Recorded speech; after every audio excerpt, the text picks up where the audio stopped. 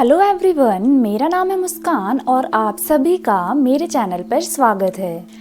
कभी आपने सोचा है कि वो कौन सी सच्चाइयाँ हैं जिन्हें इतिहास की किताबों में जानबूझकर दबा दिया गया? ऐसी कहानियाँ जिन्हें हमारे पूर्वजों ने सिर्फ इसलिए अपने सीने में दबा दी क्योंकि सच कहने की हिम्मत उस दौर में बहुत भारी पड़ती थी। ये कहानी भी उन्हीं में से एक है। एक ऐसी घटना जो औरंगजेब के नाम से जुड़ी है, जिसने भारत के धार्मिक और सांस्कृतिक ताने बाने को झकझोर दिया था। यह कहानी है जब हिंदू देवी देवताओं की मूर्तियां मस्जिद की सीढ़ियों में दबी थी। ये कल्पना नहीं बल्कि दस्तावेजों में दर्ज एक सच्चाई है। तो अगर आपको ये वीडियो पसंद आती है तो प्लीज वीडियो को लाइक कर दीजिए और चैनल को सब्सक्राइब कर दीजिए।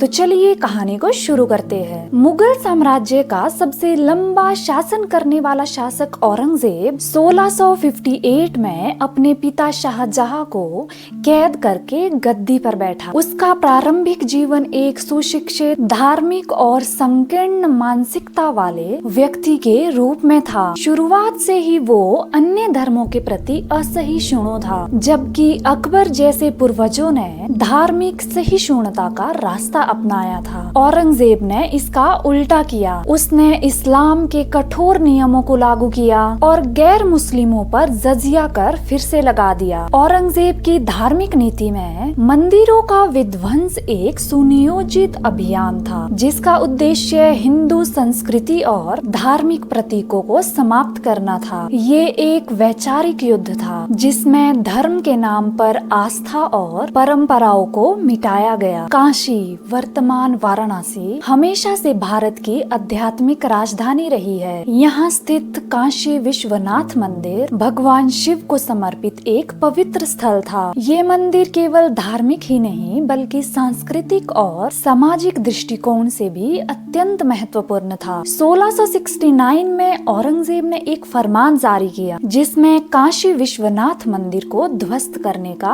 आदेश दिया गया। इस फरमान की प्रति आज भी राजस्थान की जयपुर रियासत के अभिलेखागार में सुरक्षित है। मंदिर गिराया गया, वहाँ के पुजारियों को मार डाला गया और उसकी जगह ज्ञानवापी मस्जिद का निर्माण किया गया। सबसे दुखद और अपमानजनक बात ये थी कि मंदिर में स्थापित शिवलिंग और अन्य मूर्तियों को मंदिर की सीढ़ियों और नींव में दबा दिया गया ताकि आने वाले लोगों के पांव उनके ऊपर पड़े। ये सिर्फ एक धार्मिक ढांचे को गिराने का कार्य नहीं था, ये आत्मा को रौंदने की योजना थी। 1670 में मथुरा के केशव देव मंदिर को भी औरंगजेब के आदेश पर गिरा दिया गया। ये मंदिर भगवान श्री कृष्ण की जन्म स्थली पर बना था। मंदिर को तोड़कर वहाँ शाही ईदगाह मस्जिद बनाई गई। इतिहासकारों के अनुसार मंदिर के गर्भगृह में रखी गई मूर्तियों को मस्जिद की नींव में दबा दिया गया। ये कार्य भी उसी कट्टरता और रणनीति का हिस्सा था जिसमें धार्मिक पहचान को कुचलने का प्रयास किया गया। इस घटना ने पूरे देश में आक्रोश पैदा कर दिया, लेकिन मुगल शासक की ताकत और आतंक ने विरोध को कुचल दिया। त्र्यंबकेश्वर जो कि नासिक में स्थित है, ज्योतिर्लिंग मंदिर पर आक्रमण कर मूर्तियों को नुकसान पहुंचाया गया। महाकालेश्वर जो कि उज्जैन में है, मंदिर के कुछ हिस्सों को गिराया गया और मूर्तियों को जमीन में दबा दिया गया। कांचीपुरम, श्रीरंगम जो कि दक्षिण भारत में है, बीजापुर और गोलकोंडा की विजय के बाद वहाँ के बड़े मंदिरों को भी अपवित्र किया गया। यह अभियान एक स्पष्ट धार्मिक आक्रोश और सांस्कृतिक दमन का प्रमाण है। औरंगजेब ने केवल उत्तर भारत ही नहीं, दक्षिण भारत तक को अपनी कट्टर नीतियों का शिकार बनाया। बर्नियर जो कि फ्रांस के रहने वाले थे, वो कहते हैं कि मंदिरों को सम्राट के आदेश पर गिराया गया और उनके पत्थरों से मस्जिद और महल बनाए गए। मनुची जो कि इटली के रहने वाले थे, वो कहते हैं कि औरंगजेब मूर्ति पूजा को खत्म करने के धार्मिक जुनून में था। वो